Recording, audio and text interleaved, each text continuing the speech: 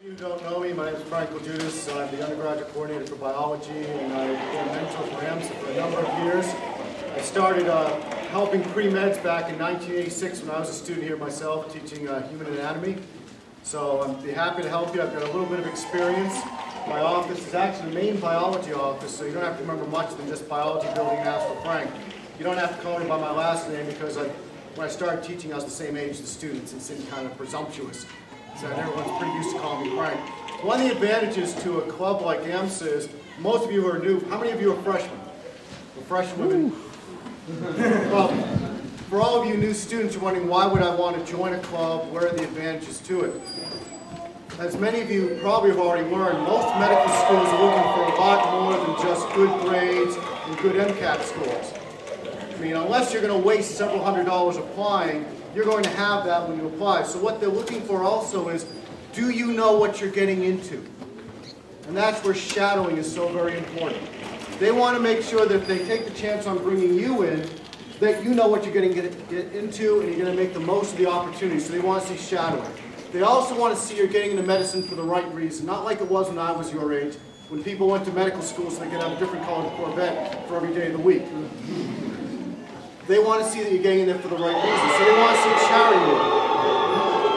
And AMSA does a phenomenal job of getting you that kind of exposure, taking you to see medical schools around the state, bringing in doctors who will talk to you about what their field is like. I mean, no one thinks about, I'm going to go to medical school and become a proctologist. Those people usually go on into the IRS. But they want to see that, you talk to these people, you see what their fields are, how they've saved lives, and you go, hey, that is something that's important. And so these kind of exposures are very important to you. One of the nice things starting out as a freshman or a freshwoman is getting an idea of what do I need to do from day one to make myself a good candidate. A lot of students don't think about it until they're juniors or seniors. And by then, you've probably made a number of mistakes that will be hard to recover from. So if you are thinking about joining AMSA, it's a great way to get started. And if you have any questions for me, they can always find me in the biology office. I'm online almost every day.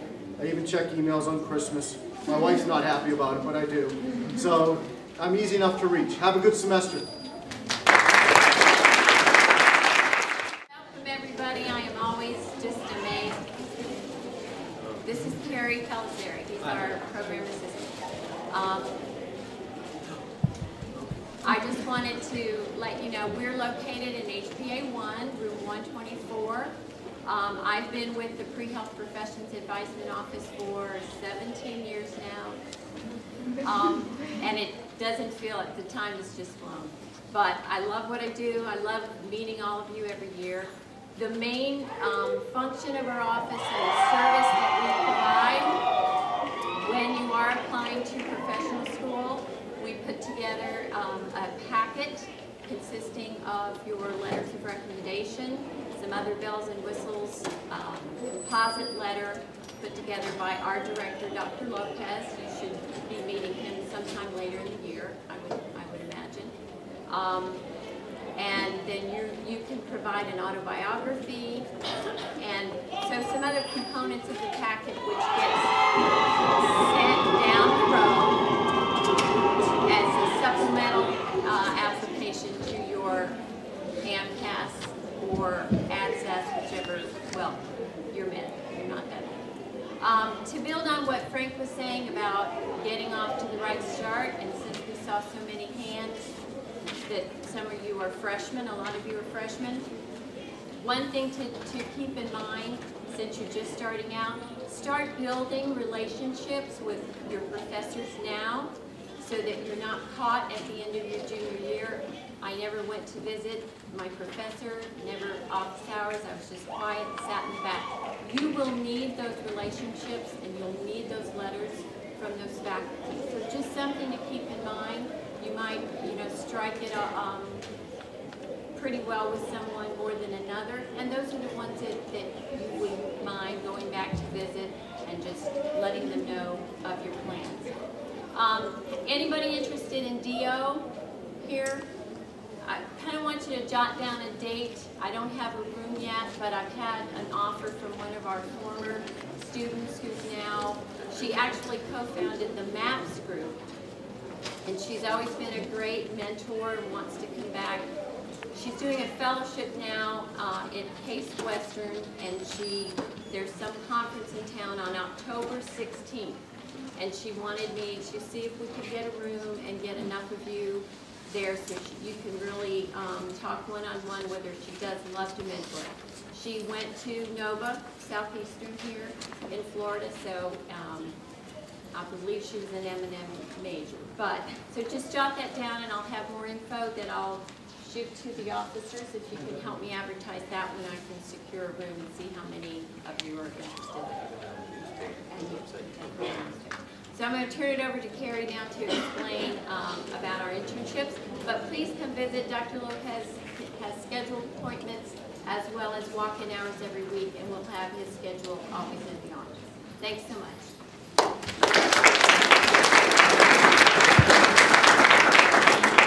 So who's freshman? Lots of you. Who's heard of us before today?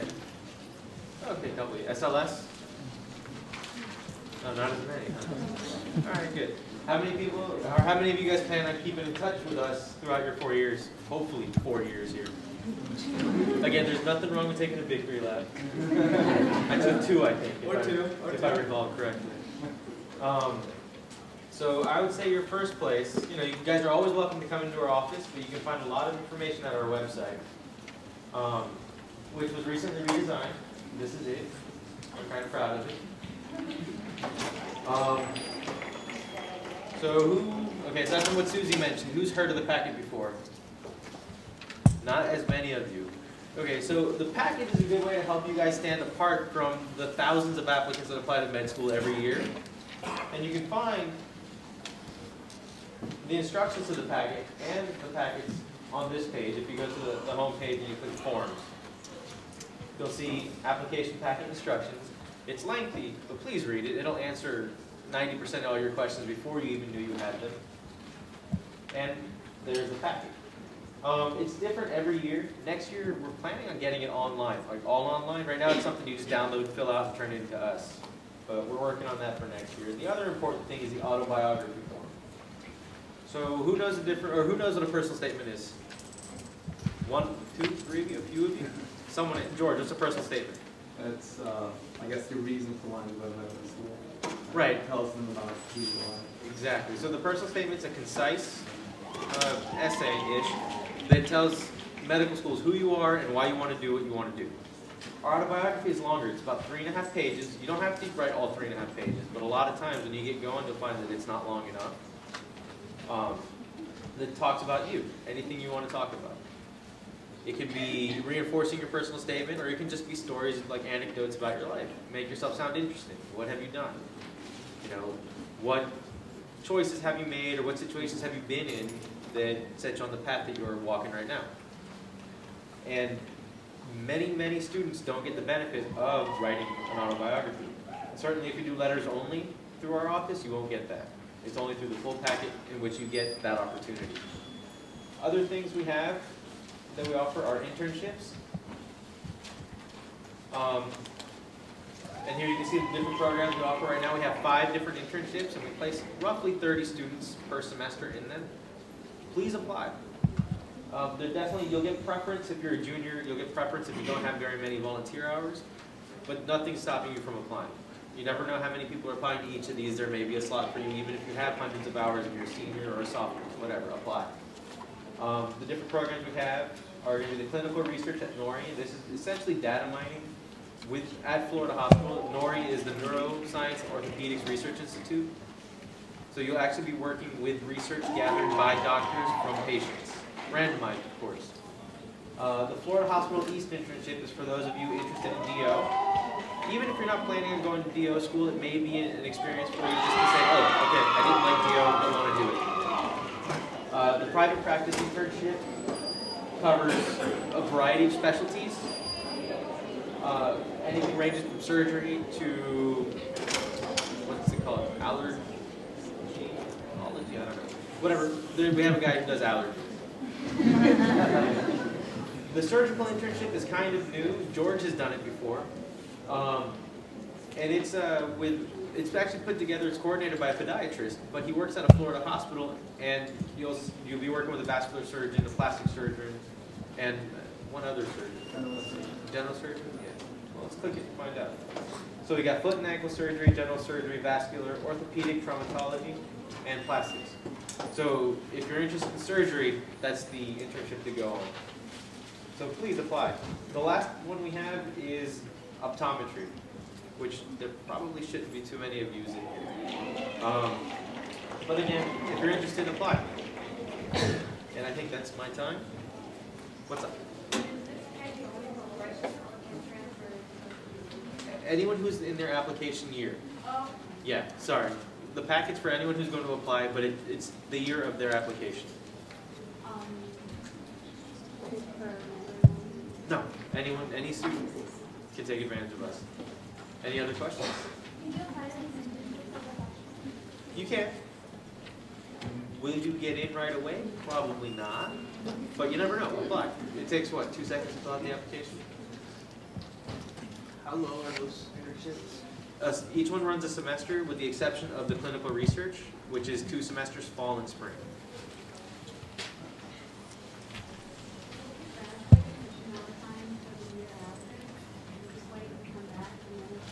Yeah, you can definitely still do that. Stop by our office before you graduate. They'll let us get to know you, and then we can help you. If the packet does go all digital, like I want it to, for the next cycle, it'll be really easy for you to just submit things, from wherever you end up, right? Any other questions before I go over here?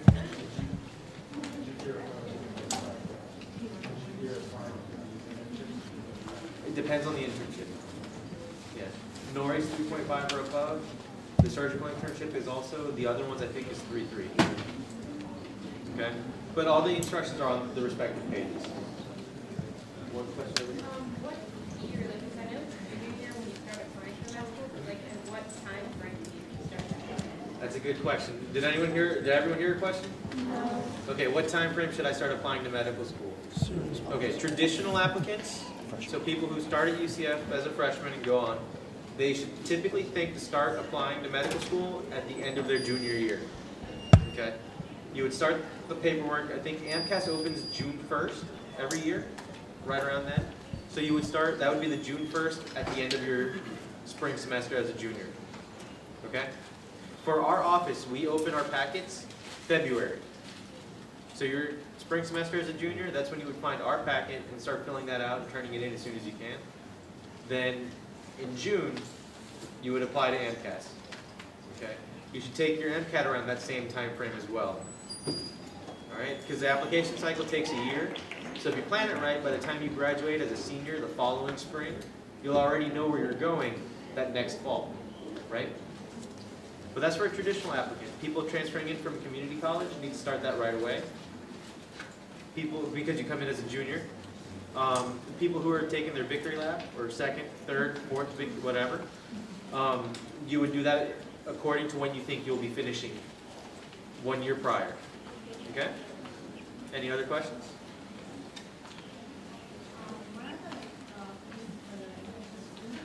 Usually 1 week before the start of the following semester. It's on the, let's see. So yeah, they're listed right there, the first 2 bullets. Okay? Can't see it? Look it up again. Alright. But usually 1 week before the start of whatever semester, be it spring or fall. Okay? Okay, so let's say you came in with like 40 plus credits as a freshman, and then like you have like credit for English and bio, blah blah, right? So I heard that even like for med schools, you're required to take English, but if you already have credit for it, you still have to. You shouldn't have to. Because like I know for like the higher end med schools, like they still require you to take it just so that's taken in college. Well, that depends on the school, and So it depends on your particular situation. So I guess like you have to retake it so you already have credit for it. I don't know. Come see us. Okay. That's more of a come in and ask type question. All right?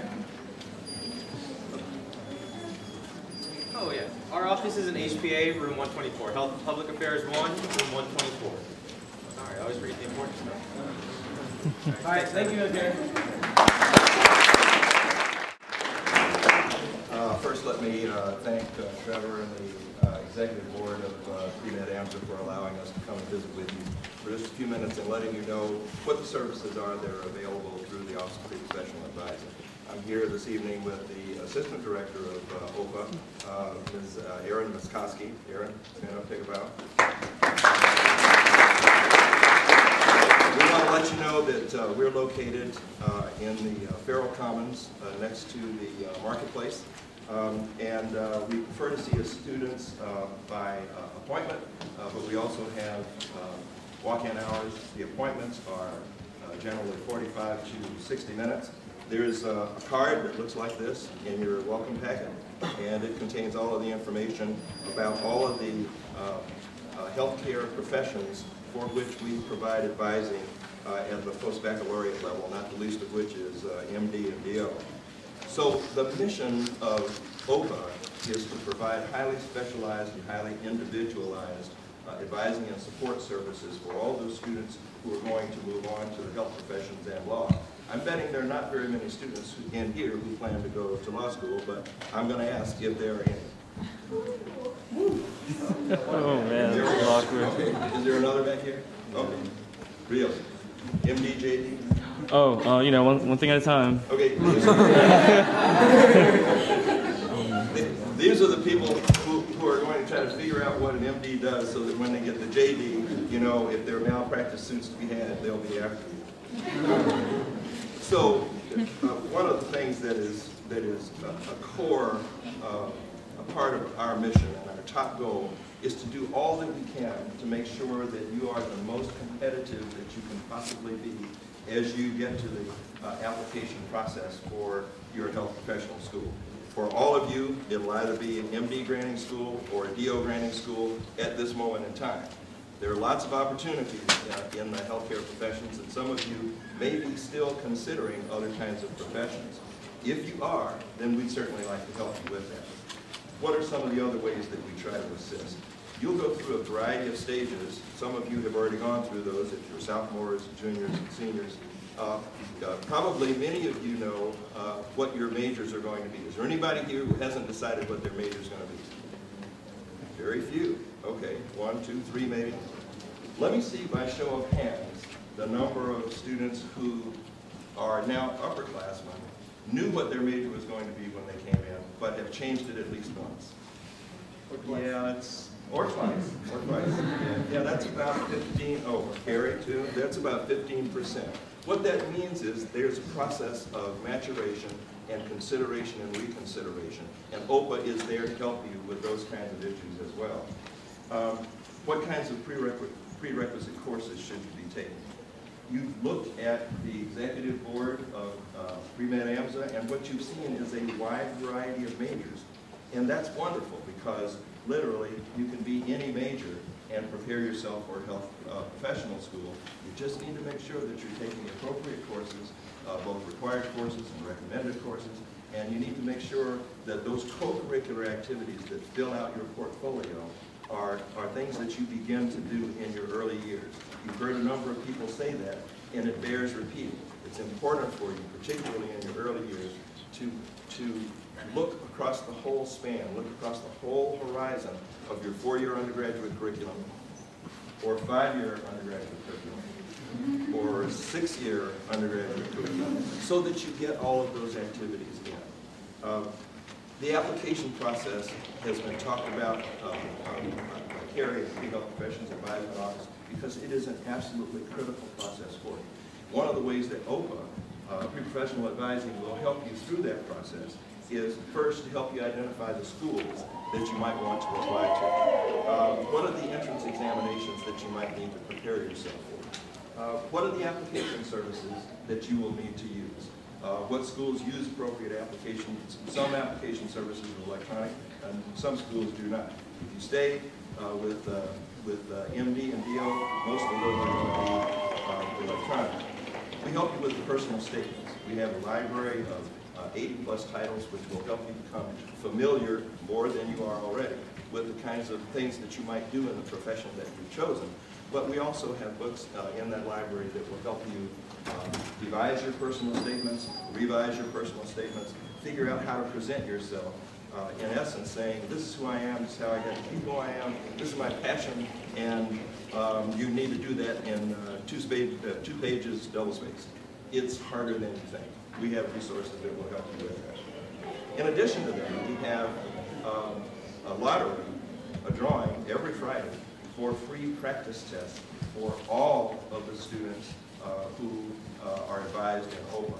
So literally, we have free MCATs, PCATs, OETs, GATs, and so what we want you to do is to come and visit with us and try to take advantage of those resources as well. We also have some spaces that are ideal for individual and small group study, quiet study of course, but we have those available by appointment. One of the big things that we will help you do, once you have put through your application and you put through your secondaries and you're granted an interview at any of your professional schools, we offer a full-on dress rehearsal mock interview. Literally, we ask that you provide us with everything that particular institution has for you. We put a couple of people on that for a few days, and those people become the admissions committee at that institution. You come in for a full dress rehearsal, you get about 35 or 40 minutes of that, and we video record it for you. We give you immediate feedback after that, and then we press a disc for you so that you can take it home in a brown paper bag, and in the privacy of your own home, you can see how you appear in an interview situation to others. It's a grand learning experience. You have to take advantage of it. Then, if you have followed the correct path and you have positioned yourself so that you are maximally competitive, what will happen is that you will get multiple acceptances. And that is an embarrassment of riches. We stand ready to assist you in deciding which of those you are best suited to take. What school to go to? That's a grand thing. A number of people have asked about the class standing that we have here. It seems like we have maybe 20 to 25% of the group freshmen. By show of hands, could I see the sophomores? Sophomores? Second year? Okay, not a lot. Juniors? A lot more hands for the juniors? All right, maybe 25%. Seniors? Okay, a few seniors. Raise your hands higher if you are super seniors. Yeah, okay, very good. Lots of super seniors in the officer corps. That is a badge of honor. When you reach that point and you have most of your requirements done and your co-curriculars done and you're gliding. What was the victory lap? Twice we did. That's a marvelous place to be. Help me understand, too, what diversity there might be with regard to majors in them. How many biology majors do we have?